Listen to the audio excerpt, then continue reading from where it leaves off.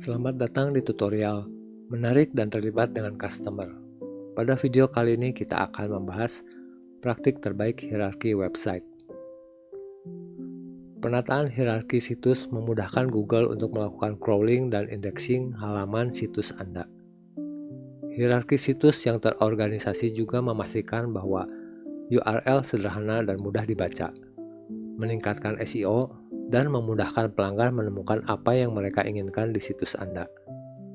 Mari kita bahas praktik terbaik untuk menata hierarki situs pada slide selanjutnya. Yang pertama, merencanakan hierarki website. Setiap situs web memiliki homepage, yang juga dikenal sebagai root page. Ini adalah titik awal untuk membuat hierarki situs Anda. Ini juga merupakan halaman yang akan dibuka oleh banyak pelanggan Anda saat pertama kali mengunjungi situs Anda. Homepage yang berada di tingkat teratas hierarki situs Anda harus berisi informasi umum tentang bisnis atau produk Anda. Sementara subhalaman atau halaman tingkat bawah yang muncul di bawah homepage harus berisi informasi yang lebih spesifik. Anda mungkin memiliki 3 atau 4 tingkat subhalaman dalam hierarki situs Anda.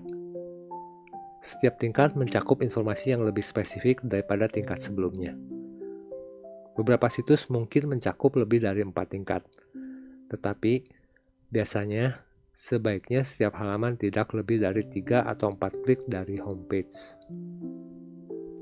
Berikut adalah contoh bagaimana hierarki situs dapat diatur untuk situs web e-commerce. Dimulai dengan homepage dan kemudian mengarah ke 3 tingkat subhalaman, halaman kategori, halaman subkategori, dan halaman produk. Mari kita buat contoh nyata. Bayangkan Anda bekerja di toko buku online.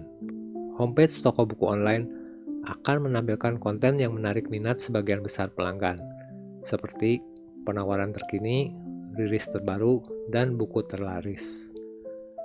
Tingkat pertama hierarki situs di bawah homepage akan mencakup halaman kategori, yang mengelompokkan konten atau produk serupa. Misalnya, kategori mencakup fiksi, non-fiksi, dan buku anak.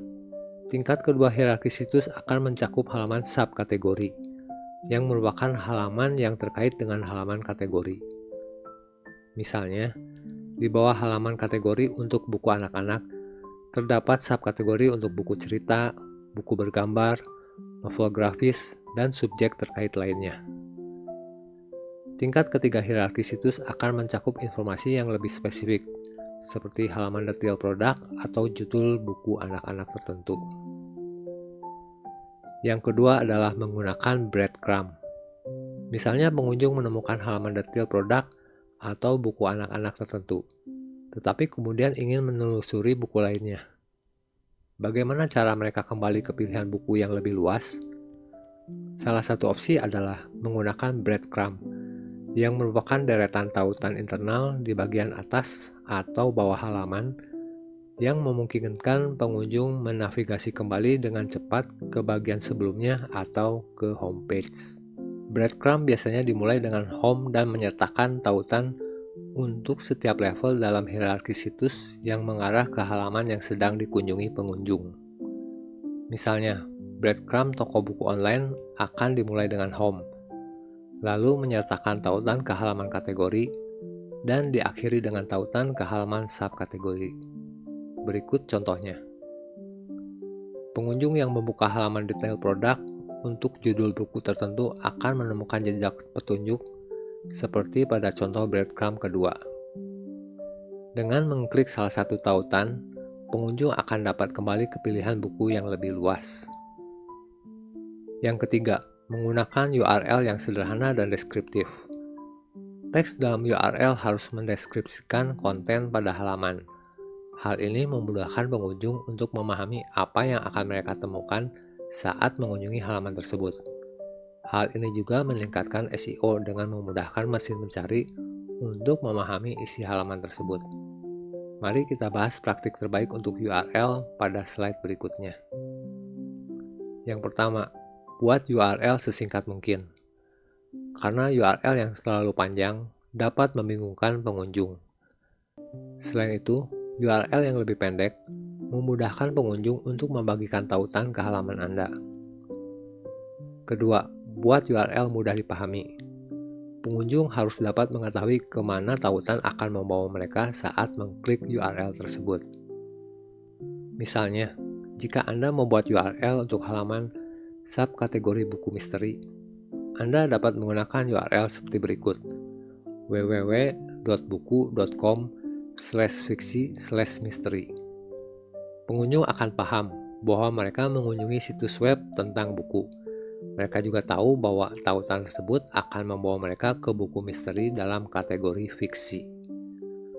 Gunakan kata-kata, hindari penggunaan angka yang samar yang tidak berarti apa-apa bagi pengunjung. Anda juga sebaiknya menghindari penggunaan kata-kata umum seperti page 1 atau penggunaan keyword yang berlebihan seperti books, fiction, books, fiction books. Perlu diingat bahwa URL terlihat di SERP. Oleh karena itu penting untuk memastikan URL Anda ramah pengguna. Yang ketiga, selalu perbaharui URL. Tautan rusak dapat terjadi ketika halaman web dihapus atau jika konten dipindahkan ke lokasi lain.